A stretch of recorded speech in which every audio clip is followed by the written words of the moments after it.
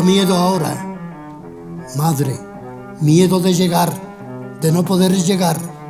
Tengo miedo de lo acumulativo y lo disperso, de no callar, de estar callado, de la memoria, de la desmemoria, de lo inminente, de lo alejadizo, de regresar ya anciano hasta tu vientre, madre, de perderme en las equidistancias de todos los pretéritos y oír allí definitivamente la voz universal que alienta en lo más íntimo.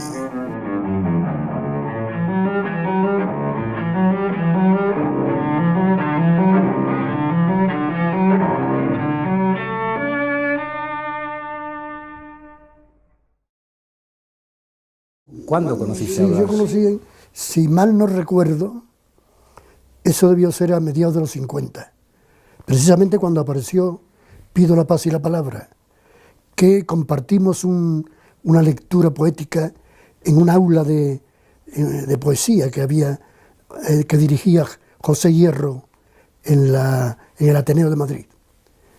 Y entonces hicimos una lectura compartida con un tercer poeta que yo me he olvidado el nombre, no sé quién era, alguno de aquellos que circulaba entonces por Madrid.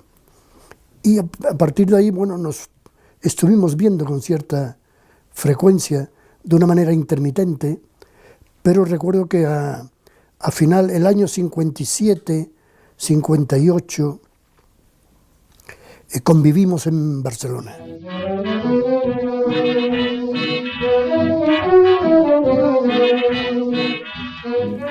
En casa de un pintor catalán, Paco Revés, que se dedicaba más que nada al descubrimiento de bailarinas. Ya tenía abandonada prácticamente la pintura, pero allí en su casa, en la calle Milanesado, me acuerdo muy bien, pues aparecían gente dispersa, gente errante, que dormía allí una noche, que se iba, y allí vivió Blas y viví yo. Seguramente, bueno, nos hospedó Paco Revés en una época que para Blas y para mí no era especialmente buena. Y lo recuerdo como, entonces atravesaba por una etapa un poco depresiva, estaba silencioso, introvertido, como él siempre fue un poco, ¿no? No siempre, pero de cuando en cuando lo era. Y yo no sé, luego nos fuimos a Collur, juntos con José Agustín Goytisolo, cuando se conmemoró los 20 años de la muerte de Machado en Collur, y aquella celebración literaria, política. Más pues, política quizás que más que política literaria. Que literaria, sí. Hubo reuniones literarias, pero sobre todo era política. Se intentaba que tuviera un eco especialmente considerable como la oposición al franquismo en aquellos años. Acudió gente del exilio, de París, de Roma. Hay una foto célebre de esa convocatoria, sí, en la que yo te puedo enseñar esta, que es una fotografía muy borrosa, pero sí, creo que el único superviviente eres tú. De esta foto sí. Del 50 todavía queda Paco Brines, pero de esta foto yo soy el único superviviente, que tampoco es una noticia alentadora. La sacó Castellet, creo, la foto. Sí, la sacó Castellet. Castellet y tú. Por eso no está Castellet. Claro. Pero esto fue en Collur y fue una foto improvisada que prácticamente, si no le ha dado la vuelta al mundo, le falta poco. Y aquí realmente el único que no era de vuestra generación, era una promoción anterior, es Blas de Otero. Sí.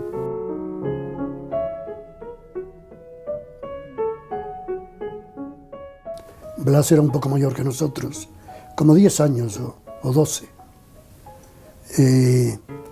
Luego es curioso porque cuando yo traté más a Blas después de Barcelona, fue en Cuba. Yo sabía que cuando yo fui la primera vez a La Habana, sabía que Blas estaba allí y iba a intentar verlo por todos los medios, ¿no? Pero de pronto un día apareció en el bar del hotel yo bajé al bar de un hotel que se llamaba Habana Riviera, en el malecón, allí al final, y descubrí allí a Blas.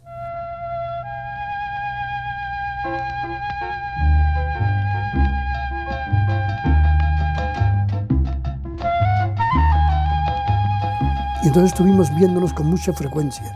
Eso creo que fue el año 68. No, yo creo que antes, ¿no? Antes, 67. 67, quizás. A punto 66, no me acuerdo, porque él estuvo allí bastante tiempo. Y luego yo allí tuve la experiencia de aquella señora con la que se casó Blas. De Yolanda, sí. Yolanda, creo que se llamaba, ¿no? Yolanda Pina. Yolanda.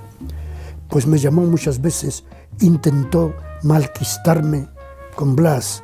Yo la sorteé a la señora y no la vi nunca, pero me acosó a llamadas. Y Blas estaba entonces bastante bien de ánimo. Hablaba bastante y estaba contento y le gustaba mucho La Habana, pasear. Paseábamos por allí, por el Vedado, por el Marianao. Y hicimos un viaje juntos a, no sé si a Isla de Pinos o a Camagüey, por ahí. Y entonces lo traté bastante y descubrí muchas claves de su personalidad que tenía más o menos nebulosas, que no había llegado a penetrar del todo, sino a través de su poesía, claro. Pero su personalidad, que era compleja, sin duda ninguna, la vi con cierta claridad en aquellas semanas habaneras. Y él estaba entusiasmado en principio con la Revolución Cubana. Sí, todos estábamos entusiasmados. Aquí pensaban seguir ganando el 100% con casas de apartamentos. Aquello fue realmente un despertar, como una referencia de entusiasmo, de posibilidades, de libertad, de hacer cosas distintas. Todos estábamos entusiasmados. Luego nos fuimos desinflando poco a poco por la propia evolución de la revolución, ¿no? Pero cuando yo conocí la revolución triunfante, era realmente magnífico. El clima que se respiraba en Cuba, ¿no?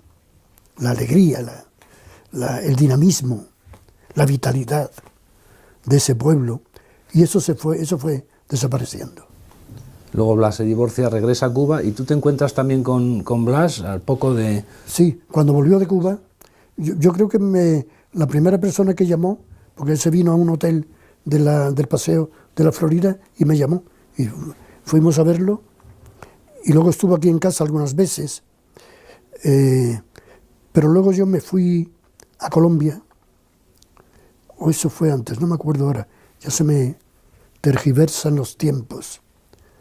Pero durante el tiempo que yo estuve en Colombia, que fueron 3 años, yo creo que Blas estaba o en la Unión Soviética o en China, o en París. Y también fue cuando se vino aquí a vivir a Majadahonda, ya con Sabina, afortunadamente. Sabina fue para él, me parece a mí, una tabla de salvación magnífica. Lo centró. Y a Majadahonda fui algunas veces a verlo. Y antes, a un piso que había tenido aquí cerca, en Saconia. En Saconia. Que es un barrio próximo aquí a mi casa. Entonces sí nos fuimos algunas veces. Pero pocas, no muchas. O sea, Blas volvió de Cuba, y pasó el tiempo y el año 74 se realiza una foto que te he traído. Gabriel, Blas y yo. Fue una sorpresa para mí, porque de pronto Sabina me dio una pista y ya recordé por qué estábamos allí en el estudio de una bailarina que se llamaba Escudero. No me acuerdo del nombre. Escudero, y que era amiga de Blas y amiga de Gabriel. Y estábamos allí Esto es el 74. ¿El 74? Sí. Sí. Decía Gabriel Celaya aquello de que la poesía es un arma cargada de futuro. Pepe, a estas alturas es un arma cargada de futuro. ¿Puede serlo? ¿Lo ha sido alguna vez? Bueno, yo creo que la poesía sí tiene siempre un valor curativo. La poesía alivia. La poesía te evita ciertas obsesiones y enriquece la sensibilidad del que lee. Esa es la principal función de la poesía, creo yo, aparte de lo que supone de placer estético para el propio autor, ¿no? Una poesía, por ejemplo, como la de Blas, tan basada en el lenguaje, un lenguaje selecto, laborioso. Él trabajaba hasta conseguir que realmente la poesía fuera un acto de lenguaje. Y esto lo conseguía en todo momento. Recuerdo aquello de Blas que siempre me llamó un poco la atención porque decía exactamente: ni una palabra brotará de mis labios que no sea verdad, ni una sílaba que no sea necesaria. Bueno, eso que realmente es una clave o un proyecto poético, también ni una palabra brotará de mis labios que no sea verdad, me llamaba la atención, porque yo creo que la verdad en poesía se genera a medida que se escribe, a medida que se hace el poema. La verdad poética no es previa al poema, sino que está en el poema. Bueno, aparte de eso, yo creo que Blas tenía dos fundamentales definiciones que reflejan muy bien su obra y su personalidad, que es ese sentimiento de peregrino en su patria, y luego el sentimiento religioso, en el sentido más lato, ¿no? A Dios como comunicante, como una persona con la que se puede dialogar o dirigirte a Él en busca de explicaciones. Y luego lo que me parece maravilloso de la poesía de Blas es la habilidad, aparte de las aliteraciones, paralelismos, contrastes, encabalgamientos, que son muy hábiles. Me parece que era magnífico la capacidad de convertir en poesía modismos, hechos proverbiales, dichos proverbiales, refranes que de pronto incluía en el poema y significaban otra cosa dentro del poema de Blas. No eran ya un lugar común, sino eran realmente un producto de la propia capacidad de Blas para hacer poesía, todo lo que tocaba.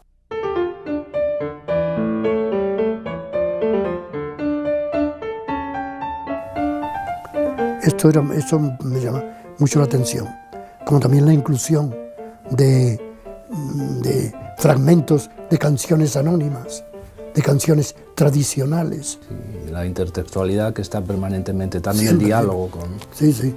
Esta es una de las facetas que más me han admirado siempre de Blas.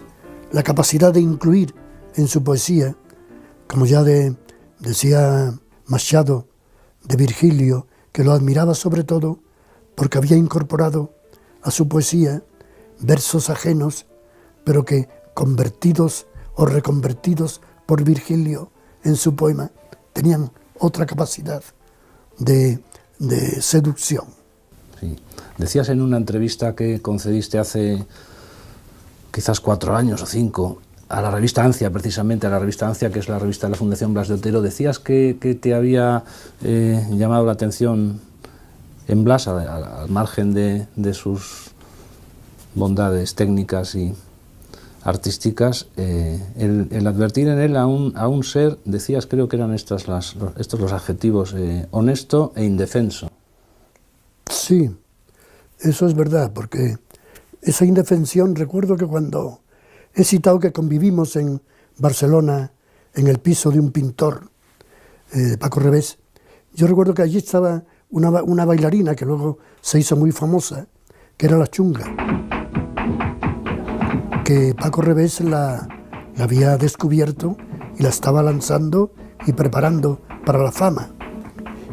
Y recuerdo que era una muchacha como perdida, y Blas la quería mucho, y era porque los dos tenían algo de indefensos, estaban como como incapacitados de defenderse de las acechanzas cotidianas de la vida, ¿no? Y esto sí es verdad. Pero sobre todo, aparte de la indefensión, hay una cosa que sobrenada, sobre todo las demás virtudes de Blas, creo yo que es la honestidad, la decencia. Blas era una persona decente por encima de todo. Ahí sí que podía haber dicho que yo no he escrito nada que no obedezca a un prurito de decencia personal frente a las corrupciones que me están rodeando. Y la paz era una de las obsesiones de Blas, y esa decencia seguramente le obligaba a mantenerse permanentemente en guardia y a pedir esa paz y esa palabra. ¿Tú crees que los poetas, no quiero decir que deban, sino que sería aconsejable que sigan pidiendo la paz y la palabra? Hombre, sí, yo creo que eso hay que pedirla siempre, ¿no? De una u otra manera, Blas la pidió a través de su poesía, porque no era un hombre de acción. Blas no, políticamente hablando, no estaba en la calle. Él escribía lo que tenía que escribir y bastaba con eso, claro, para cumplir un deber político. Ahora, el hecho de pedir la paz que en Blas es tan fundamental. Pues yo creo que hay que seguir pidiéndola constantemente. Sobre todo ahora con las corrupciones, las patrañas, las insolidaridades, la vida degradada, cada vez más que estamos viviendo. Hay que oponer la paz. Una paz que cada uno elige su propio concepto de la paz, ¿no? Bueno, en uno de tus libros, que fue Premio Nacional de Poesía, además, Manual de Infractores, que es un alegato, casi diría yo que un alegato a la desobediencia, yo creo que hay cosas que te identifican, no sé si te identificas o no, pero a mí me parece que sí, con toda esta gente que se está manifestando en Madrid, con toda esta gente indignada. Sí, en cierto modo yo cuando empezó el movimiento del 15M, de los indignados, fue poco después de publicar mi libro.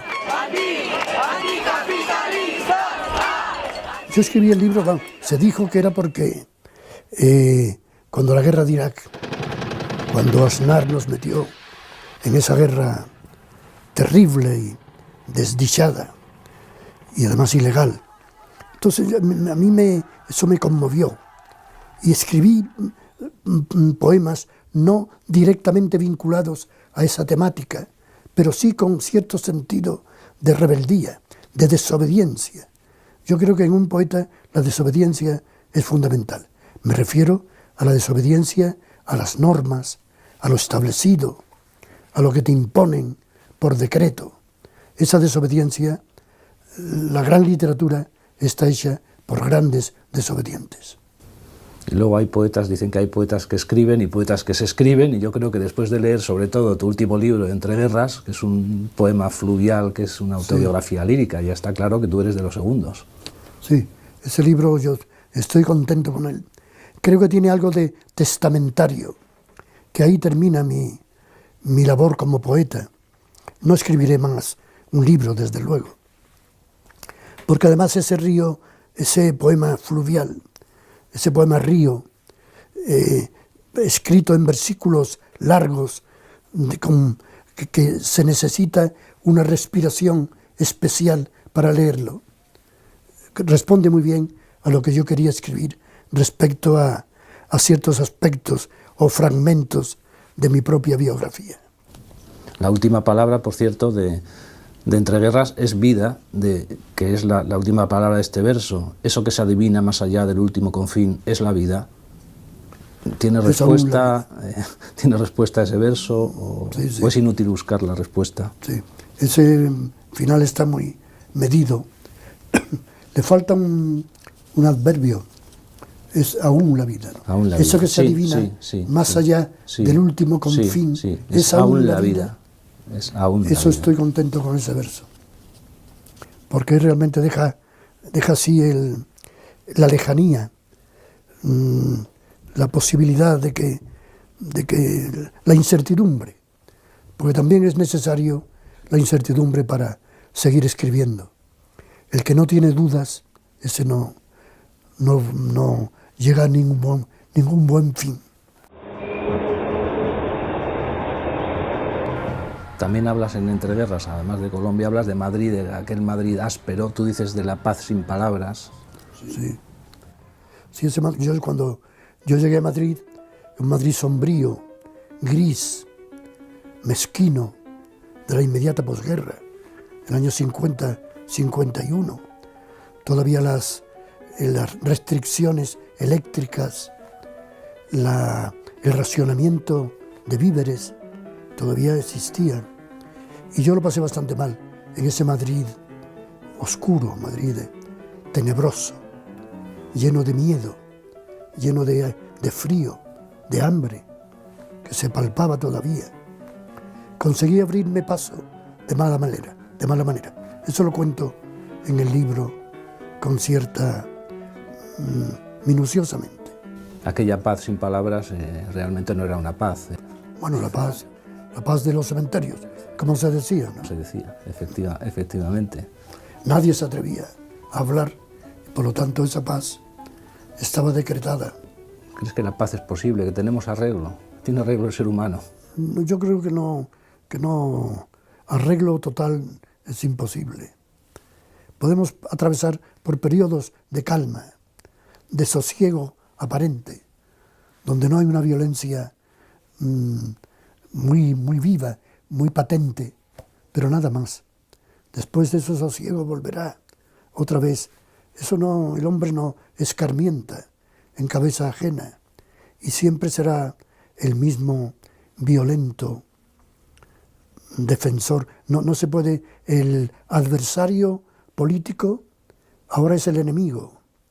No es un adversario, es un enemigo al que hay que insultar y perseguir. Estamos los periódicos llenos de una virulencia contenida que parece que no acaba nunca. Esto yo lo palpo cada día, claro. Pues antes de marcharme de tu casa y de agradecerte tu hospitalidad, me gustaría pedirte un favor, que es que me leyeras un poema de Manuel de Infractores, que a mí me parece muy significativo y muy ilustrador, que es un poema que se titula Una pregunta. Una pregunta. Una querella se propaga por los atolladeros de la historia. Hace ya tiempo que se escucha en las patrias, los foros, las iglesias, y no responde nadie. ¿A quién le pediremos cuentas? ¿Cuántos consorcios de falsarios, púlpitos execrables, compraventas de armas, eufemismos que solo encubren crímenes hemos de cotejar con nuestros muertos antes de que por fin prevalezca la vida?